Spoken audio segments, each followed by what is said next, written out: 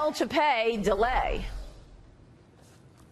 Documents do not begin to be turned over tomorrow, and a clear way and path forward for everything else is not clear here in the next couple days. There's going to be hell to pay by Wednesday morning.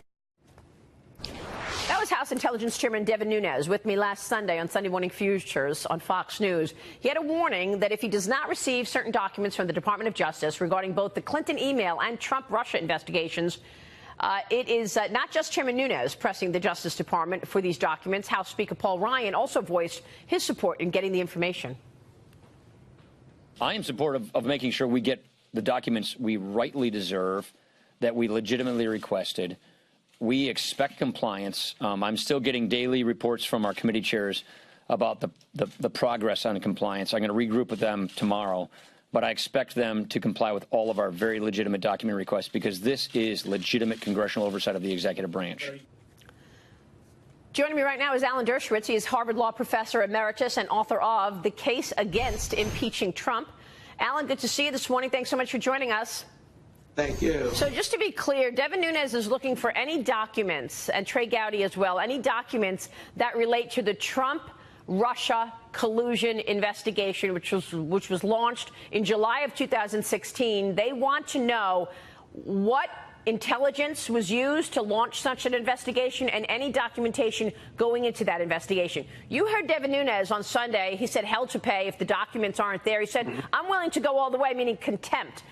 What do you say about this? Obviously, House GOP members getting frustrated that they legally hold a deputy, AG Rod Rosenstein, in contempt if he does not hand over these documents. Well, they should be outraged at this. The system of checks and balances require that the executive branch cooperate with legislative oversight. There's never been a more important time in our history for checks and balances to be operating, whether it's regarding President Trump's immigration policies, where we're seeing checks and balances in play, and whether it be the investigation, the Mueller investigation, or even the investigation that preceded that.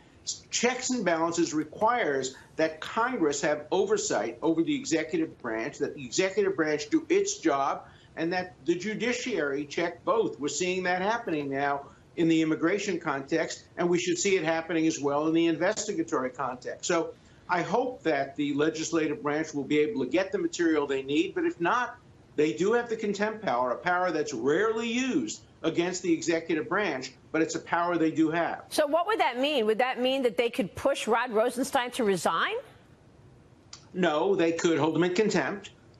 He would then challenge that in court.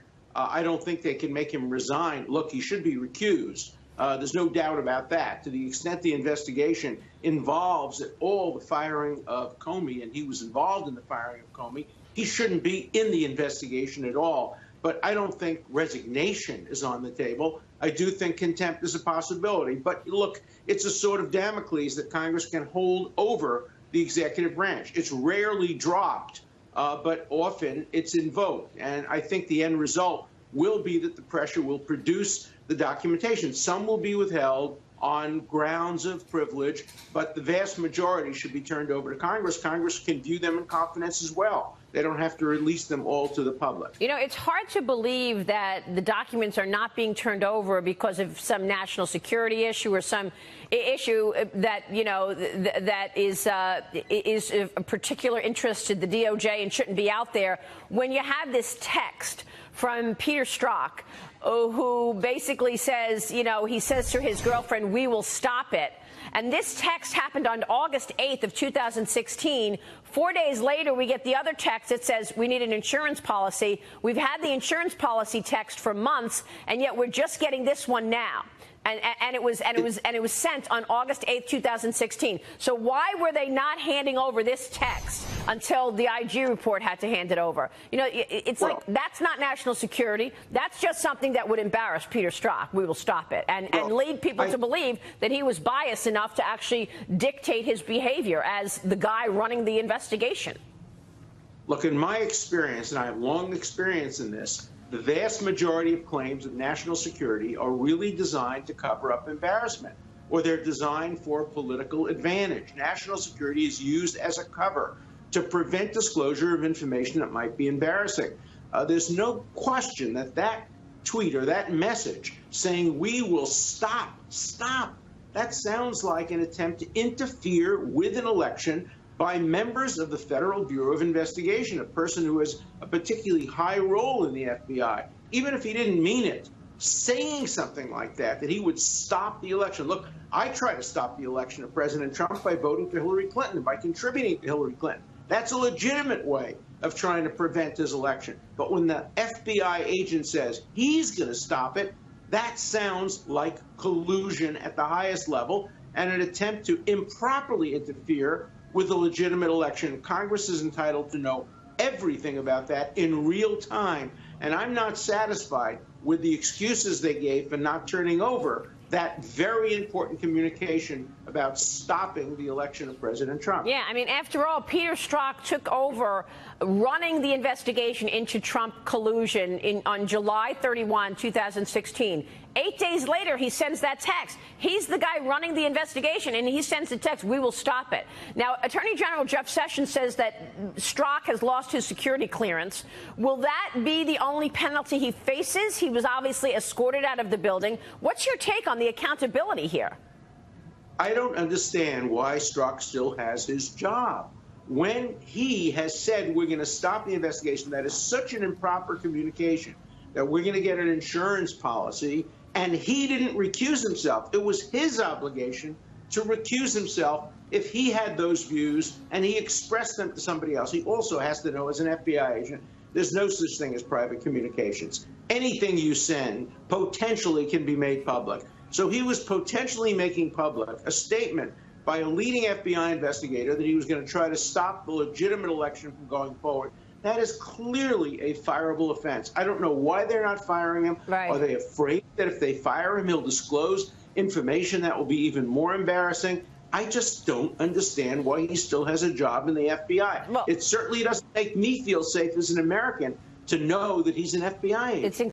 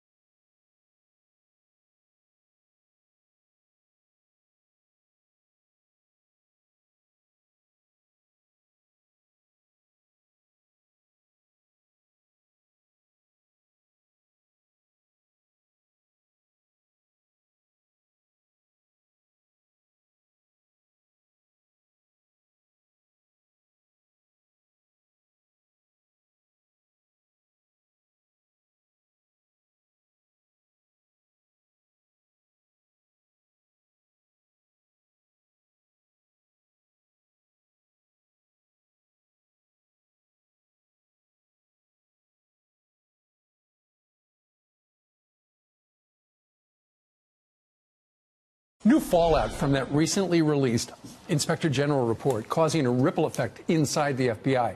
Embattled anti-Trump FBI agent, that guy right there, Peter Strzok, who texted that he would stop Donald Trump from becoming president, apparently has lost his security clearance. This, as we learned that 3 of the 5 FBI officials targeted for anti-Trump bias were all part of the Mueller probe. What? Here with the reaction, founder and executive director of Turning Point USA, Charlie Kirk. Charlie, not surprising that Peter Strzok would lose his security counsel. I mean, he was escorted out of the building a couple of days ago. Well, why hasn't he lost his job? I mean, so they say that's a big deal that he lost his security clearance. I mean, he should have been fired instantaneously when this stuff came out.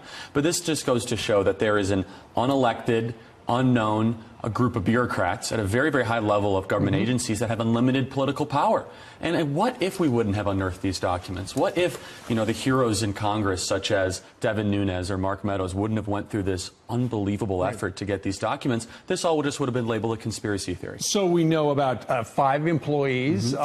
at the FBI had these anti-Trump texts, but how many others are there? They just Precisely. didn't catch. Well, right, and how much other behavior is there that any logical conclusion can say there was probably deleted documents and, you know, reappropriated assignments that went against this president time and time again, and this should exonerate the president completely when it comes to the Mueller probe.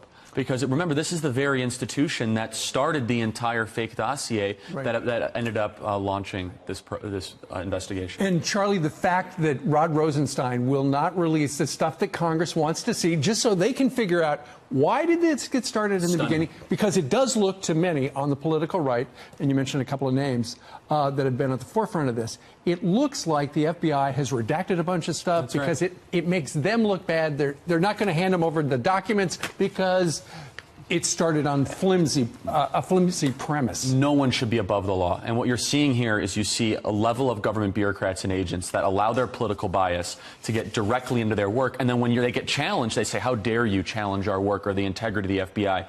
The thing that I found most disgusting about the IG report was the one sentence, after all these findings, the integrity of the FBI is still intact. Are you kidding me? You received gifts in exchange with reporters. There, you have text messages of senior level FBI agents saying, no, don't worry, we'll stop it. And the integrity of the FBI is still intact? I don't think so. And the President of the United States was correct in firing Comey last spring, and this Mueller investigation should be ended completely and totally. All right, Charlie Kirk, thank you very much.